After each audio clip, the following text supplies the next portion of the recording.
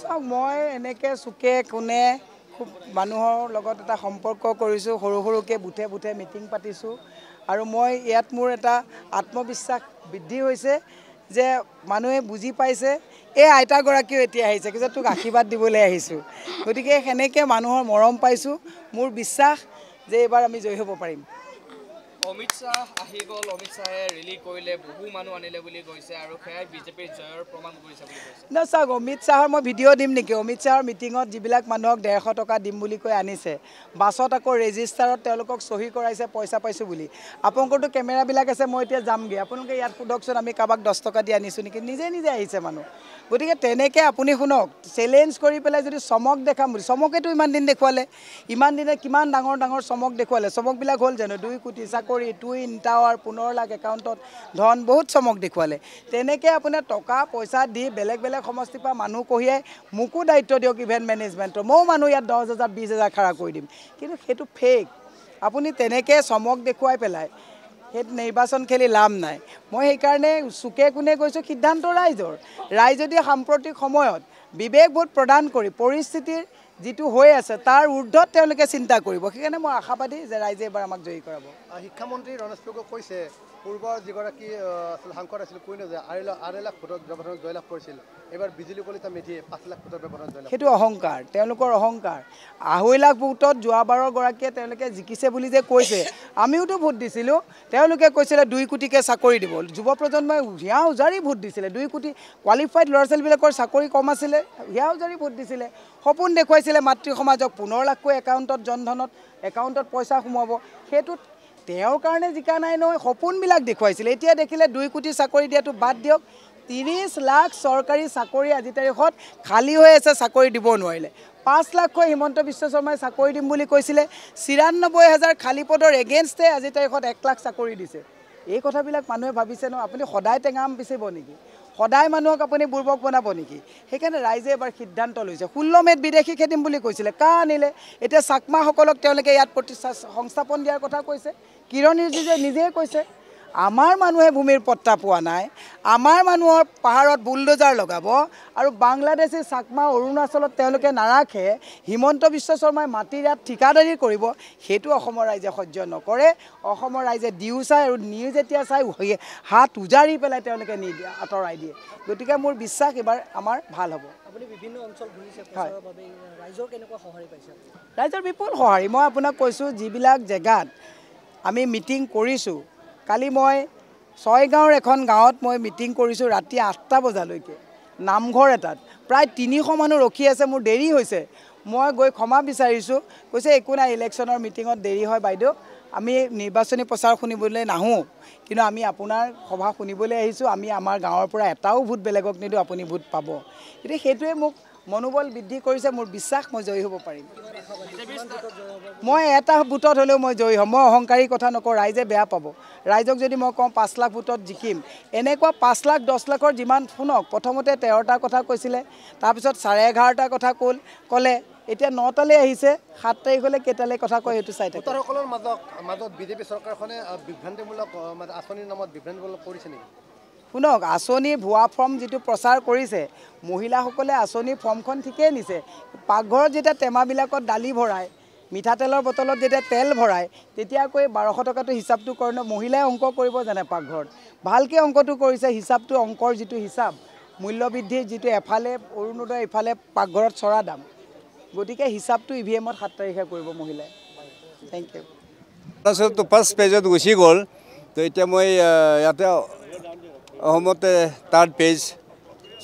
চাৰিটা সমষ্টিতে কেম্পেইন কৰিবৰ কাৰণে আহিলোঁ আৰু কালিৰ পৰা আমি কেম্পেইনত লাগিছে আজি ইয়াত প্ৰথমবাৰ ইয়াত গুৱাহাটীত কেম্পেইন কৰিলোঁ যিটো মই ক'ব লগাটো ক'লোঁ কেলে এইটোতো 7 তাৰিখে জানিব আৰু সকলোক মই এপিল কৰিলোঁ যে সেইবাৰটো চেঞ্জ হ'ব গোটেই দেশতে চেঞ্জ হ'ব গোটেই প্ৰদেশতে চেঞ্জ হ'ব এইটো পাব্লিকে চেঞ্জ বিচাৰিছে সকলোৱে চেঞ্জ বিচাৰিছে কেলে বৰ্তমান গভৰ্ণমেণ্ট বিজেপি গভৰ্ণমেণ্টে কাম ভালকৈ নকৰিলে আৰু চবেই দেখিলে গোটেইখিনি কষ্টহে দিলে সব মাল্টিপল টেক্স লগাই পেলাই GST টেক্সটো 12% টেক্স 18% টেক্স 28% টেক্স ইমান টেক্সটো কোনে ভৰিব আৰু মানুহবিলাক টেক্স ভৰিব বি নাজানে এনেকুৱা টেক্স ভৰাই দিলে এতিয়া আমি ইণ্ডিয়া গঠবন্ধন কংগ্ৰেছ লিড ইণ্ডিয়া গঠবন্ধন চৰকাৰ হ'ব আমি চিম্পল টেক্স আনিব পাব্লিকৰ এফেক্ট নাই পৰিব দামবিলাক নাই বঢ়িব এনেকৈ আমি মানে এইটো আমাৰ গ্যাৰাণ্টি দিছে কংগ্ৰেছ পাৰ্টিৰ পৰা এই গ্যাৰাণ্টিটো আমি বুজাই আছোঁ সকলোৱে যদি বুজি পাব লাগে গ্যাৰাণ্টি 5টা গ্যাৰাণ্টিটো যদি ৰাইজে বুজি পায় আমাৰ নজৱান ইউথবিলাকে বুজি পায় মা দেউতা সকলোৱে যদি বুজি পায় এইবাৰ চেঞ্জটো হ'ব লাগে আৰু আমাৰ কংগ্ৰেছ পাৰ্টিক ভোট দি পেলাই মানে চৰকাৰ বনাবলৈ দিব লাগে এইটো মোৰ অনুৰোধ কৰিলোঁ ইণ্ডিয়া এলায়েন্সৰ ইউনিটিত অকণমান ভুল থাকি গ'ল নেকি যাৰ বাবে বিজেপিৰ সহায় হ'ব এইবাৰ ইমান ডাঙৰ দেশ ইমান 140,000 কৰোৰৰ মানে মানুহ মাজতো ভুল ভ্ৰান্তিটো থাকিবই কিন্তু হ'লে বি আল্টিমেটলি চবেই ইউনাইটেড হ'ব আৰু চবে মিলি পেলাই ৰাইজেহে ইউনাইট কৰি আছে ৰাইজে ভোট দিব ৰাইজে ছাপোৰ্ট কৰিব ৰাইজে চৰকাৰটো বনাব ৰাইজে মালিক না ৰাইজে ৰজা হয়তো ৰাইজৰ মতে হ'ব ৰাইজে যেতিয়া বিচাৰিছে বিজেপি যিমান তেওঁলোকে মাৰপিট জাগৰা চাগৰা লগালেবি জেল চেল লগালেবি মানুহে এৰি নাযাব মানে কংগ্ৰেছ পাৰ্টিক ছাপোৰ্ট দি পেলাই তেওঁলোকে চৰকাৰ বনাব ইয়াত 14টা চিটতে আমি ভাবিছোঁ 14টা পূৰা আহিলে ভাল আৰু চৰকাৰটো বনিব লাগিব চেঞ্জ লাগে না চেণ্টাৰতে দিল্লীত চেঞ্জ লাগে নৰ্থ ইষ্টত 25টা চিট 25টাটো পূৰা আহিলেতো ভাল আছে হ'লে বি মেজৰিটি আমালোকে আহিব ইম্পৰ্টেণ্ট আৰু প্ৰেষ্টিজিয়াছ কনষ্টিটিউৱেঞ্চি হয় গুৱাহাটী গোটেই ভাৰতবৰ্ষই গুৱাহাটীটোহে জানে নৰ্থ ইষ্টটো বুলি ক'লে ক'ত গুৱাহাটী গুৱাহাটীটো আগত জানে তাৰপাছতে বাকী ষ্টেটবিলাকক জানে তো তেনেকুৱা জেগা হয়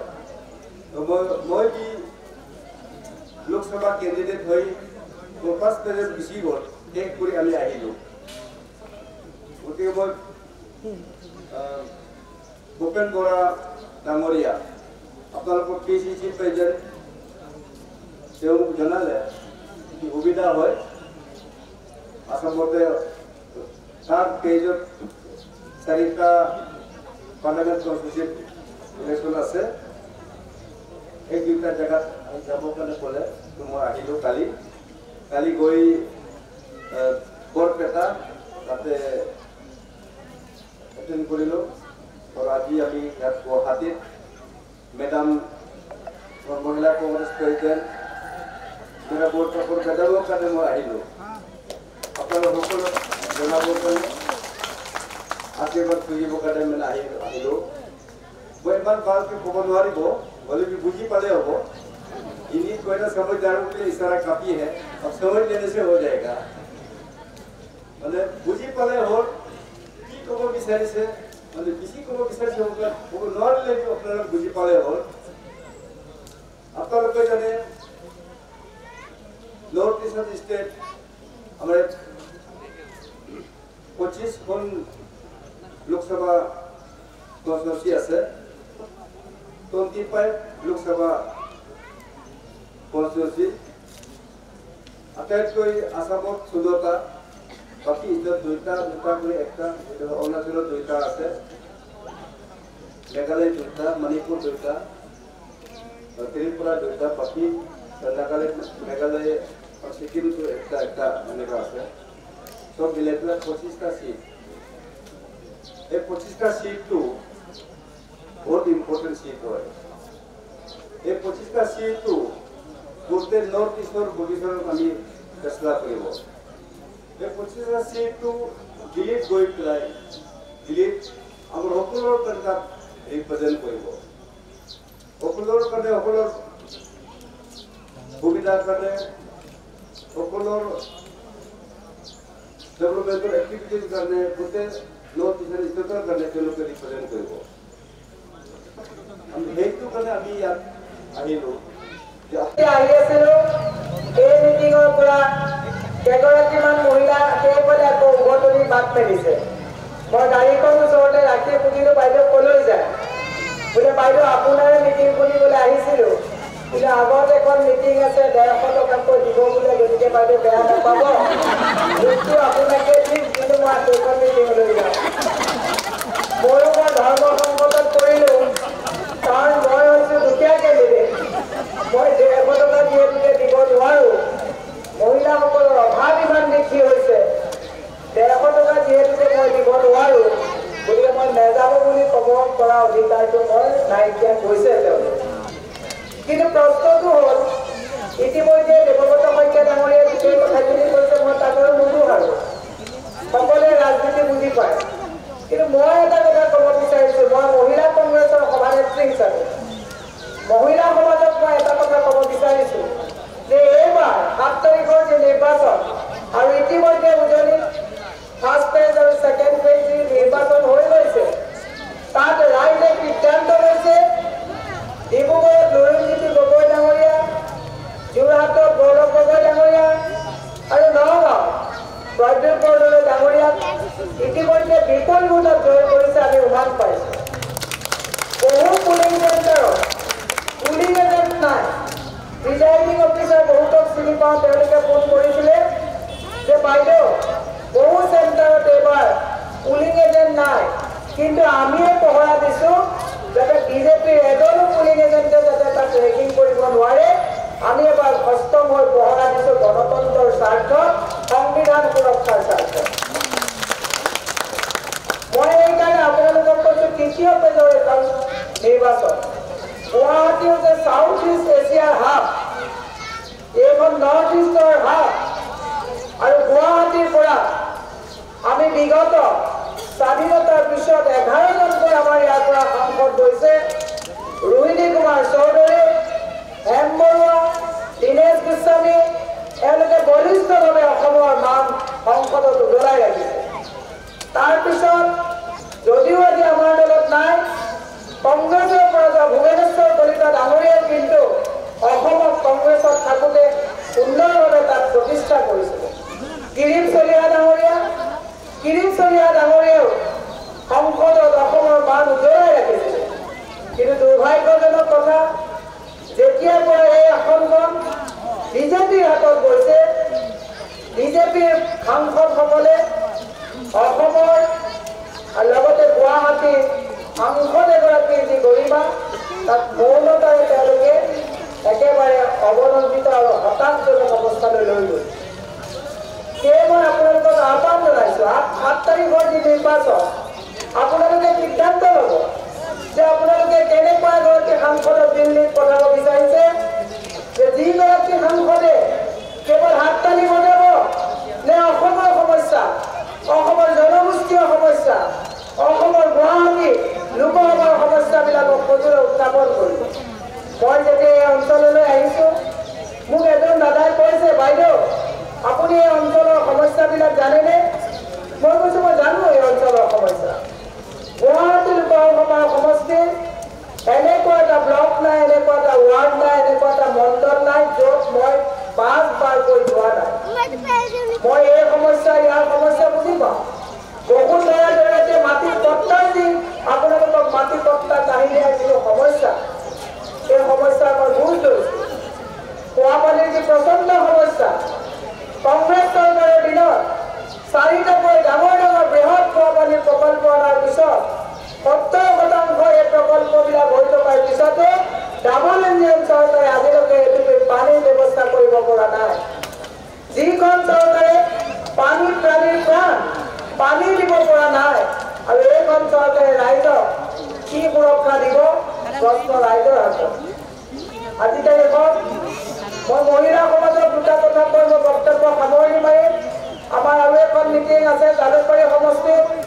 দেৰি হ'লে ৰাইজ অতিষ্ঠ হয়। মই মহিলা সমাজলৈ এটা কথা কৈ মই আপোনালোকৰ পৰা মোৰ বক্তব্য সামৰিম।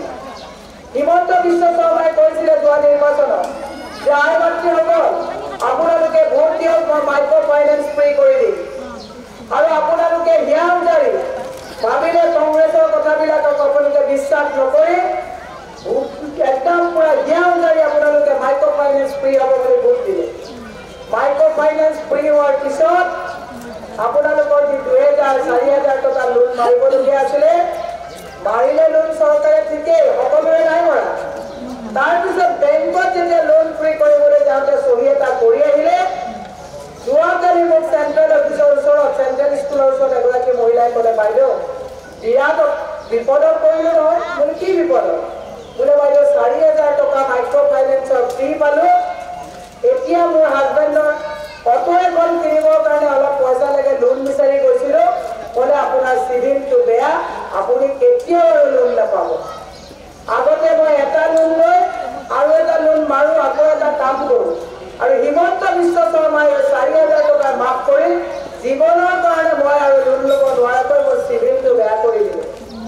এতিয়া মই আপোনালোকক কৈছোঁ অৰুণোদয় মাতৃ সমাজক বুজি পাইছে যে অৰুণোদয় আজিকালি কিবা স্কিম পুৰুষৰ কাৰণে দিছে নেকি নাই দিয়া মহিলাসকলৰ মনস্তাত্ত্বিকভাৱে আয়ত্ত কৰিছে যে লোক সম্বৰণ কৰিব নোৱাৰিলে মহিলাসকলক তেওঁলোকে হাত কৰিছে এফালে 1200 টকা দিছে আৰু ইফালে পকেট 4,000 টকাকৈ আপোনালোকক পকেট কাটি প্ৰত্যেক মাহে আপোনালোকক লুণ্ঠন কৰিছে এখন চৰকাৰে প্ৰতি মাহে যদি 1,000 কোটি টকা ধাৰ লয় তেতিয়াহ'লে এই ধাৰৰ বোজা কোনে ধৰিব এই ধাৰৰ বোজা আপুনি আৰু মই দিব লাগিব আজি আপোনাৰ গৰ্ভত থকা সন্তানটোৰ 1,34,000 টকা ধাৰ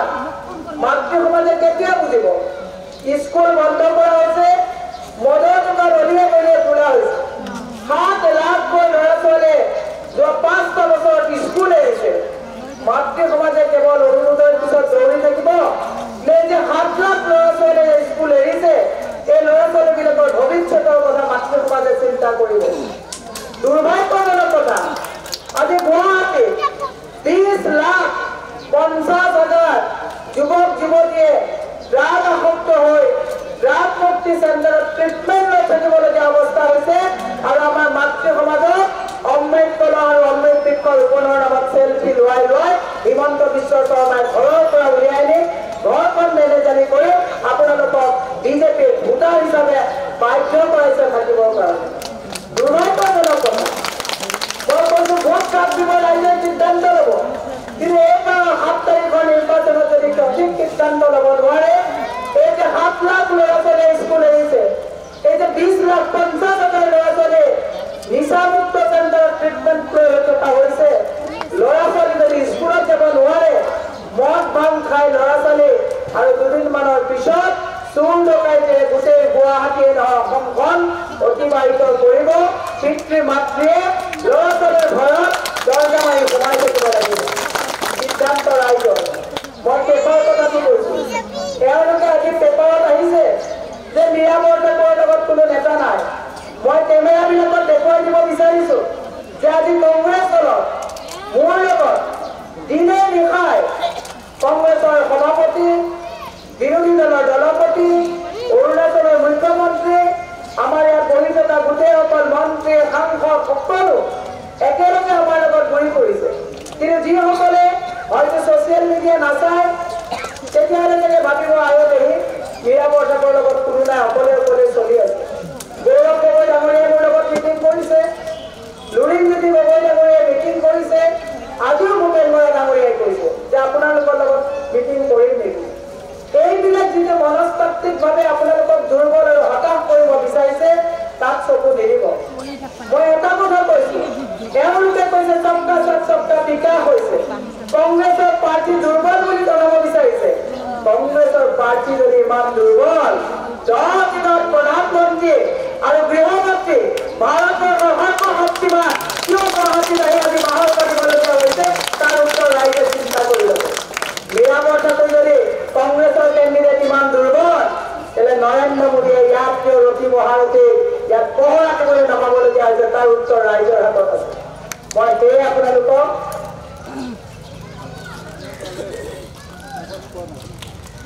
গতিকে মই আপোনালোকক এটা কথা ক'ব বিচাৰিছোঁ যে সিদ্ধান্ত আপোনালোকে ল'ব এইবাৰ তেওঁলোকে ভাবিছে যোৱাকালি তেওঁলোকে এটা প্ৰশাসন দিছে যে যিদিনা GS ৰোডত নৰেন্দ্ৰ মোদী ডাঙৰীয়া যিদিনাখনে আহি মেটেল ডিটেক্টৰ দি ৰজাৰ দৰে বেৰিকেড বনাই পেলাই টাটা বাইব দিব আহিলে সেইদিনাই গুৱাহাটী সমষ্টিৰ ৰাইজে সিদ্ধান্ত ল'লে যে ৰজাৰ তৰিকে তেওঁ নিৰ্বাচন নকৰোঁ ৰাইজৰ জননেতাক আমি নিৰ্বাচন কৰিম আৰু সেই যোৱাকালি অমিত শ্বাহ ডাঙৰীয়াই এই অসমীয়া খিলঞ্জীয়া সমাজৰ মাজত তেওঁলোকে আস্থা ভাজন হ'ব নোৱাৰিব বুলি ভাবি তেওঁলোকে কিছুমান এনেকুৱা এলেকাৰ মাজত দূৰৰ পৰা মানুহ আনি পেলাই কৈছে যে এইখিনি তেওঁলোকে ভাবিছে যে এইখিনি তেওঁলোকৰ বিজেপিৰ পকেটবোৰ গতিকে মই যোৱাকালি এটা ভিডিঅ' কৰি আহিছিলোঁ যে মহিলাসকলক বাছত আনিছে 200 টকাকৈ মহিলাকে দিছে বাছখনৰ ভিতৰত যি ৩৫ গৰাকী মহিলাক এখন বাছত লৈ আহিছে লৈ অহা যিজন ৰিং লিডাৰ তেওঁ সহি কৰাইছে যে 200 টকাকে লৈছো